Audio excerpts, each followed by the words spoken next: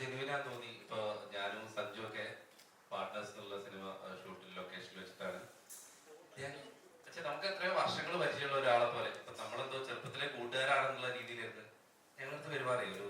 ആ ഒരു സ്റ്റാർ പരിപാടികളൊന്നും ഉണ്ടായിരുന്നില്ല. വന്നു നോക്കി വന്നു കണ്ടു കീഴടക്കി എന്ന് പറയുന്ന പോലെയുണ്ട്.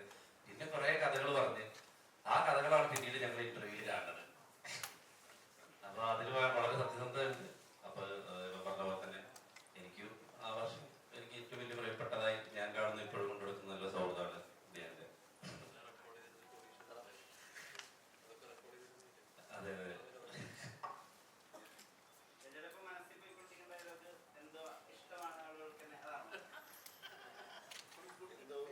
ഞങ്ങളടുത്ത് പരീക്ഷയ്ക്ക് ശേഷമാണ് ഇത് പുറത്തേക്ക് വിട്ടു തുടങ്ങിയത്. പാർട്ട്നേഴ്സിനെ പറ്റി എന്നെ പറ്റിയല്ലോ ചർച്ച. പ്രസ് മീറ്റ് അല്ലല്ലോ എന്റെ ബുക്കിംഗ് പറയാനുള്ള പ്രസ് മീറ്റ് അല്ലല്ലോ. സിനിമയെ കുറിച്ച് അല്ലേ പറയൂ.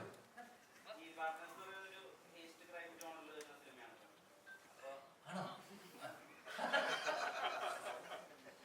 ഇത്രയും നീ ഡീകോഡ് ചെയ്തെടുത്തു അല്ലേ?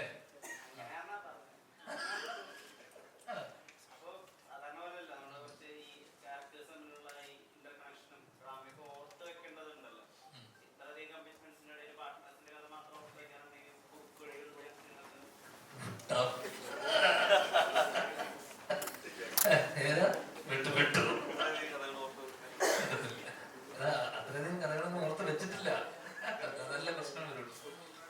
അല്ല ഇത് കൂടുതൽ പറയാൻ ഞാൻ എന്തൊക്കെ പറയാമെന്ന് എന്നോട് ചോദിച്ചിരുന്നു. അപ്പൊ എന്നോടൊന്നും പറയരുതെന്നാ പറഞ്ഞത്.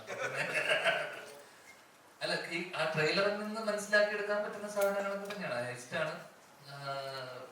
ചെറിയൊരു ക്രൈം ത്രില്ലറല്ല, മർഡർ മിസ്റ്ററി അങ്ങനത്തെ പരിപാടിയൊന്നുമില്ല. ഈ പറഞ്ഞ പോലെ ഒരു മൾട്ടി ലെയർഡാണ്.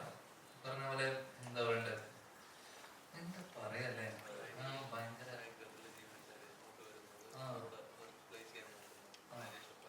കണ്ണൂർ സ്കോഡിന്റെ റൈറ്റർ ബാക്കി പറയും.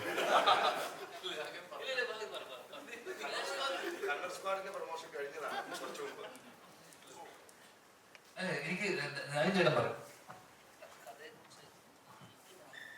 ഇത് ഒരു ഗ്രാമത്തില് ബാംഗ്ലൂർ ജോലിക്ക് എത്തുന്ന 5 പേരുടെ കഥയാണ്. അവര് ആ ഗ്രാമത്തിലെത്തുകയും ഒരു ക്രൈമിൽ പെട്ടുപോവുകയും അതിൽ നിന്ന് അവരെങ്ങനെ രക്ഷപ്പെടുകയോ ആണോ അല്ല എന്താണ് ചെയ്യുന്നത് എന്നുള്ളതാണ് ഈ സിനിമയുടെ മൊത്തത്തിലൊരു കഥ. പക്ഷെ ഇത് കഥ പറയുന്നത് നോൺ ലീനിയർ പാറ്റേണിലാണ്. അത് ഒരു കേസ് അന്വേഷിക്കുന്ന ഒരു ഉദ്യോഗസ്ഥൻ ഷാജുനാണ്. ഫൈനാൻഷ്യൽ ക്രൈം ഡിവിഷനിലെ ഒരു ഉദ്യോഗസ്ഥനായ ഷാജുവിന്റെ ക്യാരക്ടർ ഈ കേസ് അന്വേഷിക്കുന്നതും അത് കുറച്ചായി ഇതിന്റെ കഥ വരുന്നത്. ഒരു സീറ്റഡ് ത്രില്ലർ എന്ന് പറയാൻ പറ്റില്ല. പക്ഷെ നിങ്ങൾ മലയാളത്തിൽ അങ്ങനെ ഈ തരത്തിലുള്ളൊരു ജോണർ വന്നിട്ടില്ല. ഇത് ഹൈസ്റ്റ് ത്രില്ലറാണോ എന്ന് ചോദിച്ചാൽ അങ്ങനെ പറയാൻ പറ്റില്ല. പക്ഷെ ഒരു എന്താ പറയാ, ഈ തരത്തിൽ ഒരു ത്രില്ലർ സിനിമകളും ഇപ്പൊ നിങ്ങൾ മണി ഹീസ്റ്റ് അങ്ങനെയുള്ള കുറെ സിനിമകൾ ഇപ്പൊ നെറ്റ്ഫ്ലിക്സിലൊക്കെ വരുന്ന പോലത്തുള്ള സിനിമകളൊക്കെ ഇഷ്ടപ്പെട്ട ആൾക്കാർക്ക് അതിന്റെ അതുപോലത്തെ ഒരു ജോണർ സിനിമയാണെന്ന് പറയാം.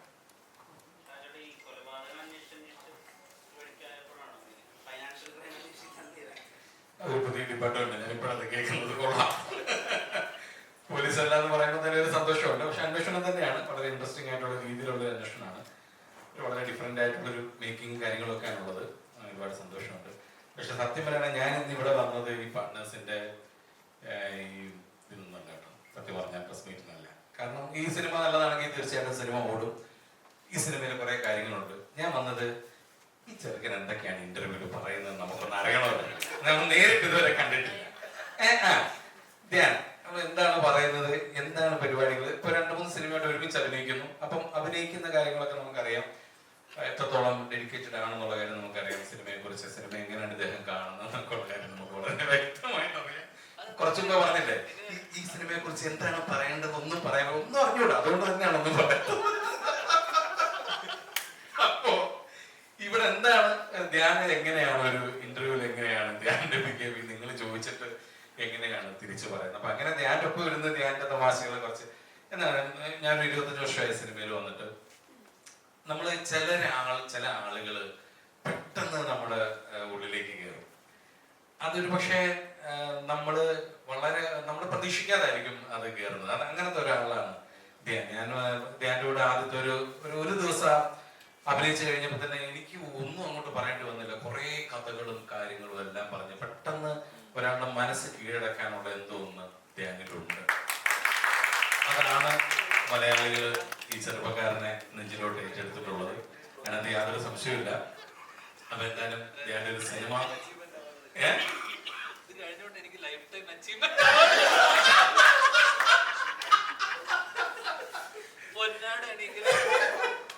അപ്പൊ ഒരുപാട് സന്തോഷമുണ്ട്. ധ്യാനൊക്കെ ഒരു ഇന്റർവ്യൂവിലും കൂടെ പങ്കെടുക്കാൻ ഒരു ഭാഗ്യം കിട്ടി.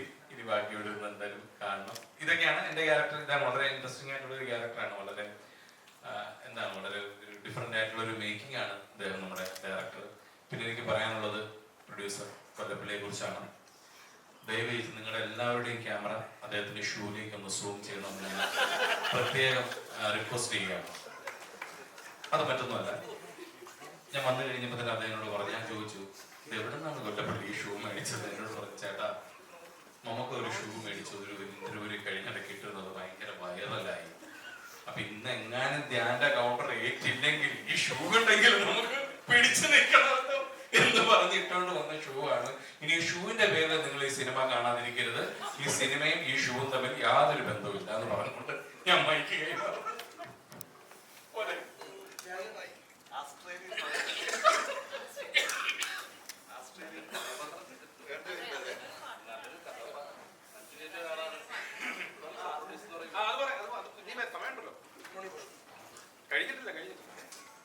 ബാങ്ക് ജീവനക്കാരിൽ ഒരു കഥാപാത്രം പുള്ളിയാണ്. പുള്ളിയുടെ കഥാപാത്രം പേര് ചാക്കോ. എനിക്കറിയില്ല, നമുക്ക് തീരുമാനിക്കാം.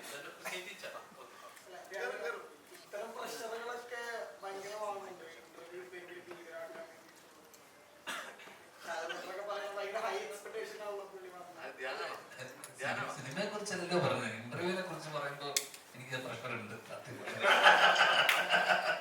സിനിമ റിലീസിനെ കുറിച്ച് പ്രശ്നമില്ല.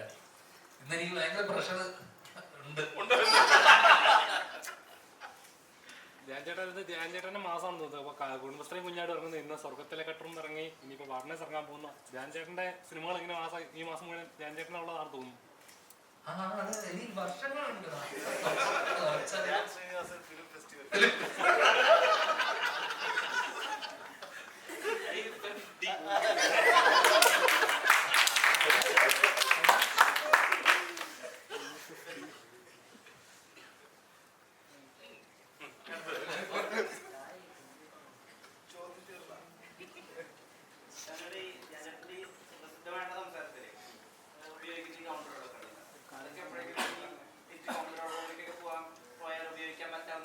ഒരുപാടുണ്ട്. ധ്യാന്റെ ഒന്ന് രണ്ട് കാര്യം പറഞ്ഞപ്പോൾ തന്നെ ഞാൻ പറഞ്ഞു, ഞാൻ ഇതിനകത്തൊക്കെ എത്ര സിനിമകളുണ്ടെന്ന് അറിയാമോ എന്നോട് ഞാൻ ചോദിച്ചു.